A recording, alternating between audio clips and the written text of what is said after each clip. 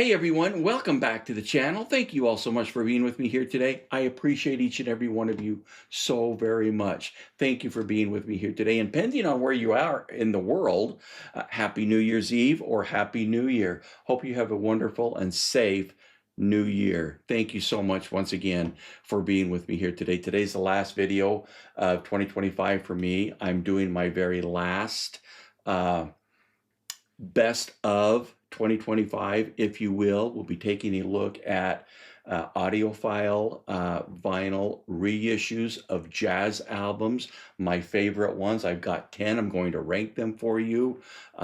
Really what brought this on is these are the albums that I've really been listening to quite a bit, calibrating and working on dialing in my record player to my new preamp. And so I've really been listening to a lot of these, and I'll kind of point out to you some of the ones that were really kind of instrumental in that process. But I've got a really, really, really great list, I think anyway, albums that I think reissues of classic great albums that I believe are absolutely worth a listen. And as I have done before, I've included a link to a Qobuz playlist, which includes all of the albums that we'll be talking about today. So if you're a subscriber to Qobuz, you can jump in and listen to them there and vet them out if you've not heard of them before. You can pick these up on, I'm sure, Spotify and Apple Music and wherever else it might be that you kind of vet your music out and listen to your music. I'm sure that you'll find them there. They're all pretty popular albums, or at least most of them are. There was one new album that I'll talk about that was really kind of a shocker to me. Not really have heard of the artist before, definitely not heard of the album before, but I tell you what, it was great, and I played it a lot this year. And we'll get into do that. Before we get started, as always, if you like what you see, please go ahead and subscribe. I appreciate that, greatly appreciate that. That's great. As always, please leave comments in the comment section below. I do appreciate that, corresponding back and forth, listening to your ideas, sharing your suggestions that you make. Thank you so much for doing that. I appreciate that very, very much. I've been introduced to a lot of new music because of you that have watched this and suggested albums to me or artists. Greatly appreciate you doing that. Thank you. That's just awesome. I do leave chapters in all of my videos. You'll see that in the description below. Let's go ahead and get started. Really, 2025, my favorite, my top 10 ranked audiophile jazz reissues. Let's go. Starting off with number 10 on my list is an incredibly awesome pianist in my mind, Thelonious Monk. The title of the album is Thelonious Monk himself. Thelonious himself on the Craft OJC record series that they are doing. It was remastered by Kevin Gray at Coherent Audio, originally released in 1957 on Riverside Records. On this album, and the reason that I included it, and I've talked about this quite a lot on my channel, I'm a big, huge fan of jazz pianists, and I absolutely love a well-recorded, but the music has to be good as well, jazz pianist, and this is really one of those ones that really fit the bill as far as being very well recorded. Like I said, originally released in 1957.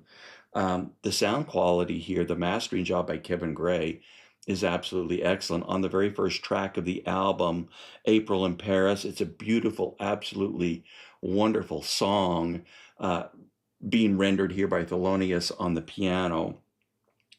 Like I said, recorded extraordinarily well, in particular for the time. If you're looking really and truthfully, and the entire album is just Thelonious himself on the piano, if you're looking for a really good, well-recorded, fine-sounding, incredibly awesome music of jazz piano, this is an album you should really consider. Give it a listen. It's something absolutely worth listening to, in my opinion. That's really what this list is jazz albums that I think are absolutely worth listening to that have been reissued and basically given an audiophile caliber release, and this is absolutely one of them. Thelonious Monk, Thelonious himself. Incredibly awesome album. Coming in at number 9 on my list is actually a Record Store Day album on the Craft Recordings label. It's called Mulligan Meets Monk.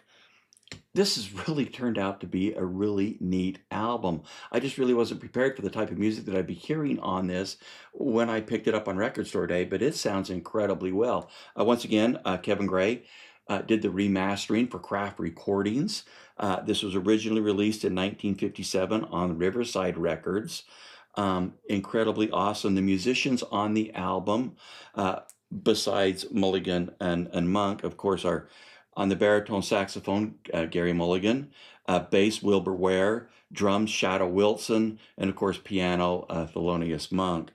Incredibly awesome, well-recorded album with incredibly awesome music. Track 1, Round Midnight. What a great rendition of this fantastic track. It's beautiful. Piano by Thelonious is incredible.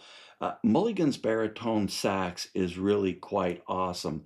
And remember the baritone sax because there's an album in my list that I'm going to talk about that a little bit more.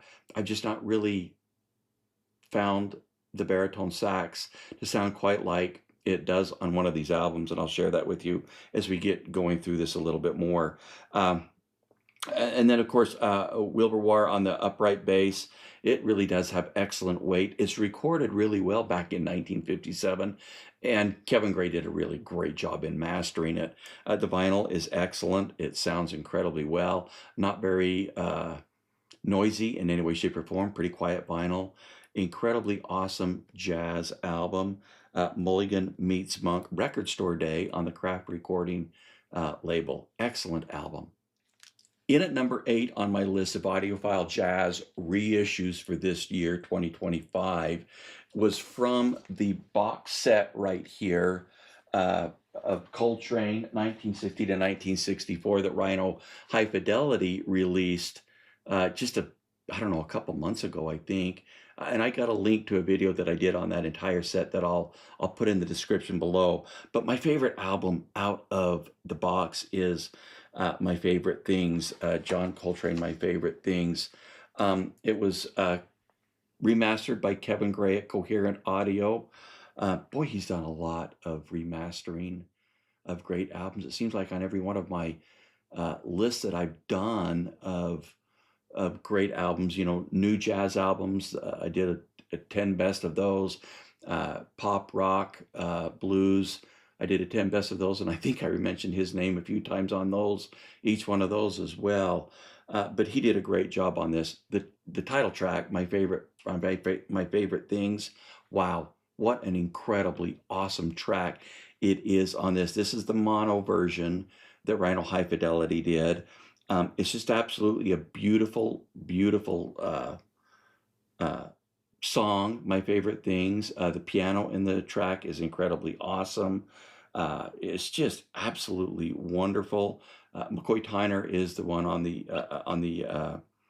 piano. Does a great job. Of course, Coltrane sax is the star of the show. Sounds absolutely fantastic on this album. But John Coltrane, My Favorite Things. Wow. What an incredibly awesome remastered reissue of a fantastic Coltrane album. In at number 7 on my list is yet another incredibly awesome, at least to me, jazz pianist, Bill Evans. The name of the album is Interplay. It's on the Craft Original Jazz Classics series that Craft Recordings is doing. Of course, it was remastered by Kevin Gray at Coherent Audio. It was originally released in 1962. Some of the musicians that are on here with him is Freddie Hubbard.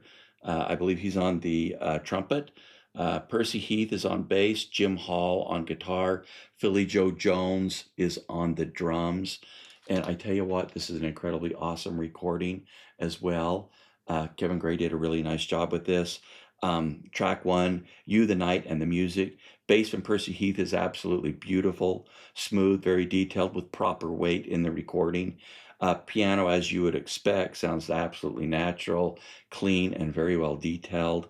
Freddie Hubbard's trumpet is clear, extended on the top end, but clean as an absolute whistle. The trumpet actually is on this track, I want to say explosive. because it's dynamic.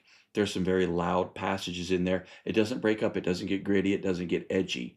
It sounds absolutely stunning, but it's explosive. I mean, if you have the volume up, where you really like to listen to the music, or at least where I like to listen to music, and it's not terribly loud, you will know what I'm talking about when that trumpet comes in. It's explosive. It really is. It just sounds awesome. It's an incredibly awesome track, very well recorded.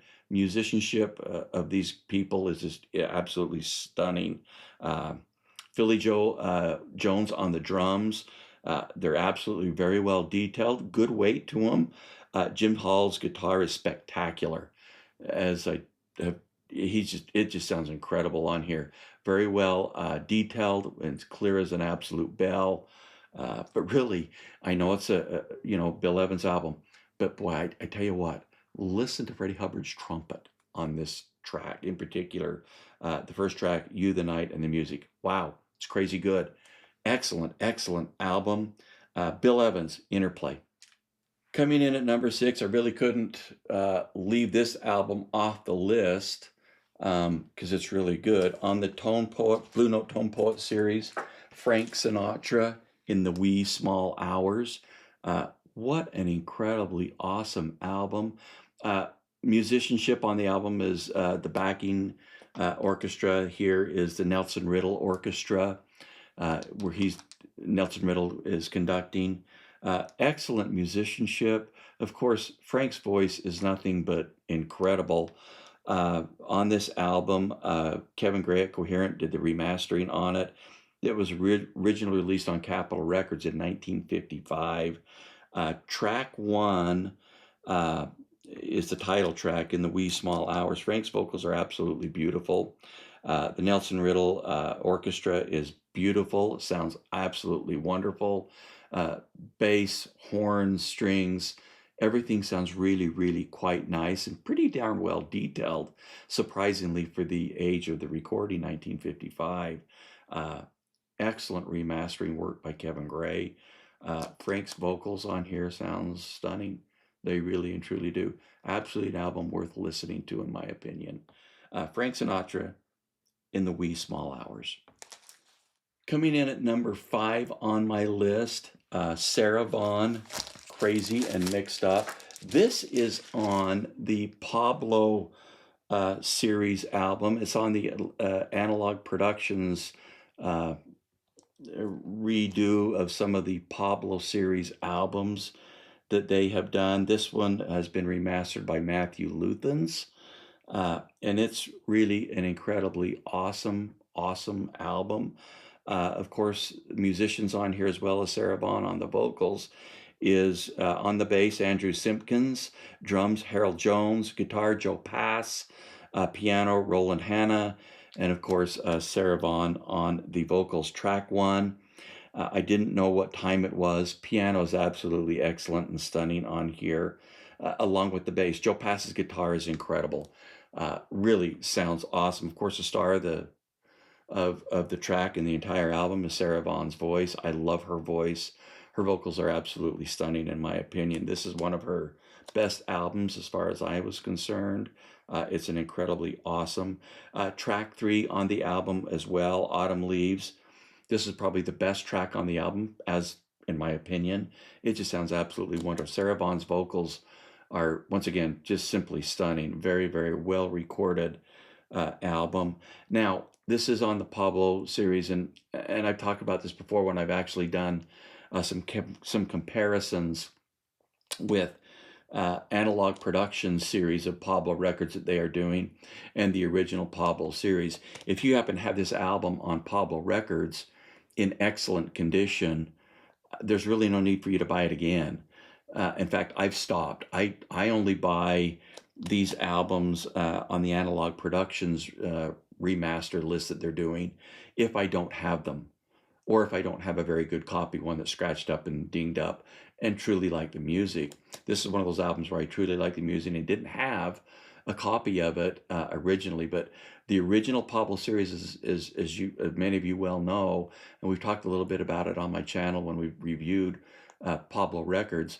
the original Pablo records were recorded and pressed extraordinarily well.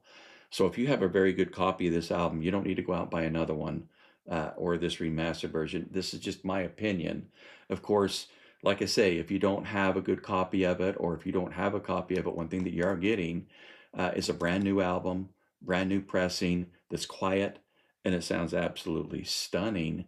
But if you have a regular, pressing of Pablo records of this album in great condition, to me, the differences are not that much.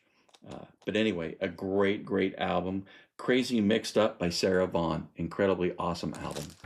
Number 4 on my list is another fantastic album. This, once again, is on the original jazz classics by Craft Recordings, mastered by Kevin Gray. This is Wheelin and Dealin, Frank Wess, John Coltrane, Paul Quinichette. I hope I'm pronouncing that correct. I'm probably not. Mal Waldron, Doug Watkins, Art Taylor. What an incredibly awesome album this is. Take a quick listen to track 1. Things Ain't What They Used to Be. Frank, his flute in here is crazy, crazy good. Excellent detail along with excellent rhythm on Doug Watkins' bass. Of course, Coltrane sax is absolutely wonderful when it comes in, but listen to the flute in here. It's just crazy, crazy good. By Frank Wess. I don't know if it's Wess or Wess. It might be Wess, Frank Wess. I hope I'm not pronouncing that wrong. Really listen to track 3 on this album, however. This is really the best track on the album, in my opinion. It's called Robin's Nest. Bass is absolutely awesome, well-defined, provides an exceptional foundation for the song. Flute is, again, absolutely clean, detailed, and well. This is a really fun album to listen to. If you're not familiar with it, as I wasn't when I bought it, you need to give it a listen. It's worth listening to. Excellent, excellent sound quality. Kevin Gray did a great job with the remastering job. This album's clean. It sounds absolutely wonderful. All the vinyl for the Craft original jazz classics have been pressed at RTI, so it's been done very, very well. Anyway, Wheelin' and Dealin', great, great album. In at number 3 is another album from the Pablo series that Analogue Productions is doing. It's called The Bosses, featuring Joe Turner and Count Basie. This is an incredibly awesome jazz blues album. Joe Turner's vocals on here, let me just tell you right now, are simply stunning. It's absolutely incredible. Of course, Count Basie's piano's absolutely wonderful as well. Other musicians here on the album, along with these two, is Ray Brown on bass, Louis Bellison on drums, Irving Ashby guitar, Count Basie, of course, on piano, and there is a couple tracks that feature the organ that he plays, tenor sax by Eddie Davis and Zoot Sims, trombone by J.J. Johnson, trumpet Harry Edison, and of course, vocals by Joe Turner. And that's really what the star of this album is, at least it is in my opinion. This is probably what I would consider a reference recording of vocals, of voice. Joe Turner's vocals are recorded so extraordinarily well, as is every instrument on the album. Not saying that they aren't, but his vocals are absolutely stunning on this. On track 1, The Honey Dripper. Wow, what an extraordinarily well-recorded album. Joe Turner's voice is just stunning. It's right there. He's there in front of you. This is a really crazy, crazy good recording. Of course, Count Basie's piano is absolutely excellent. Guitar and bass by Ray Brown and drums also sound superb. It's a very, very, very well recorded album. Originally released in 1974 on Pablo Records. Once again, if you got the Pablo release, you know what I'm talking about. You don't need to go out and buy this if you got one in good condition.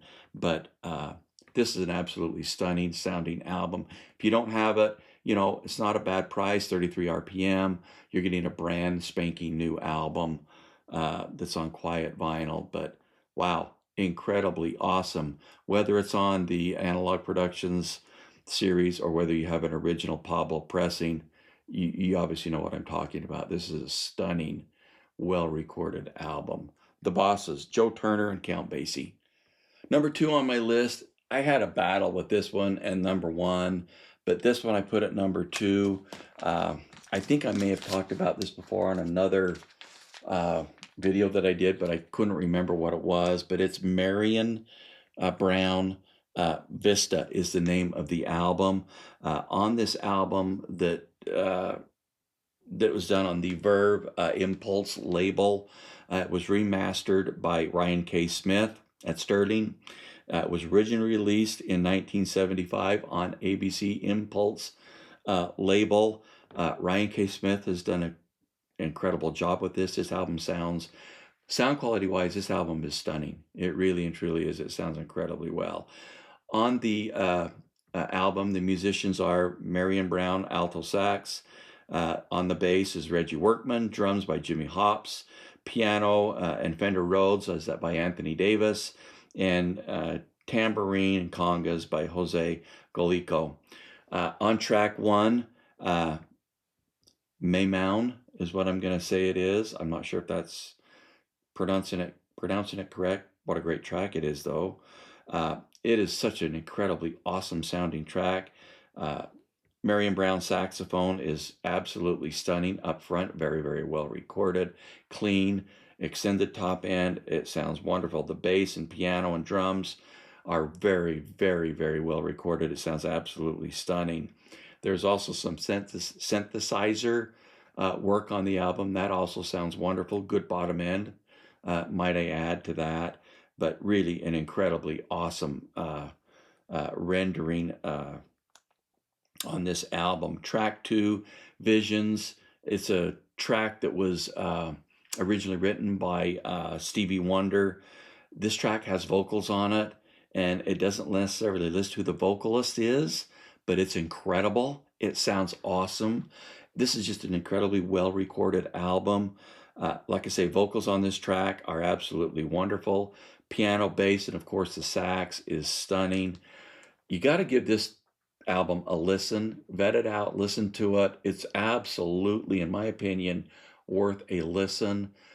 One of my great finds from 2025 was Marion Brown, Vista, an incredibly awesome album, absolutely worth a listen. Okay, in at number 1 on my list of the absolute, to me, best reissue audiophile jazz vinyl of 2025 is an artist that I wasn't really aware of until 2025. And frankly, to be honest with you, I just took a chance on an album because it was a Blue Note Tone Poet series, and I'd never heard of this artist. And I just really, maybe I've heard him with playing with other folks. I'm sure that he's been on many other artists' albums, but I've just never heard of him. And really, I've never heard of this album. And it is, and I'm going to slaughter this name, I'm probably sure, is, I don't know if it's Serge or Serge Chaloff. The name of the album is Blue Serge. I wasn't aware of this album. Just saw it when it came out on the Blue Note Tone Poet series and thought, well, let's go listen to it. So I vetted it out, listened to it, and thought, God, it sounds really good. I got it on vinyl, blew my mind. Wow, incredible. This is, and I hope I'm saying the name right here, Serge Chaloff is a baritone saxophonist, and I've never heard the baritone sax sound the way it does on this album. It's incredibly crazy. Before I tell you about the track and what I'm talking about, the other musicians on this album is bass by Leroy Vinegar. I hope I'm saying that correct. Drums by Philly Joe Jones and piano by Sonny Clark. So he's got some incredibly, awesome musicians on here with him. It was mastered by Kevin Gray at Coherent Audio. Originally released in 1956 on Capitol Records. Track 1, A Handful of Stars. The baritone sax is simply incredible on here. And I'll tell you why it's incredible. It's the range from top to bottom. I've never heard a baritone sax go this deep into the bottom. It just sounds incredibly awesome. I've just never heard it sound quite like the way Serge Chaloff, I hope I'm pronouncing that right, is playing. It is just absolutely stunning. This album, this track is worth vetting out. It's worth listening to. Uh, Impact on his baritone sax is crazy. Piano and bass are excellent as well. Drums sound natural, very good weight and definition. Bass solo has a very nice extension and detail. But really, the star of this album is the baritone sax by Serge Chaloff. And like I say, I probably am not pronouncing that right, and I'm sorry if I'm not, because I've never heard of this guy before. And wow, I got to tell you what, the guy, this is an incredibly amazing album, and that's why it's at number one. Is the music is stunning. Vet it out, listen to it, give it a shot. Absolutely an album worth listening to. This is my number one audiophile jazz reissue of 2025.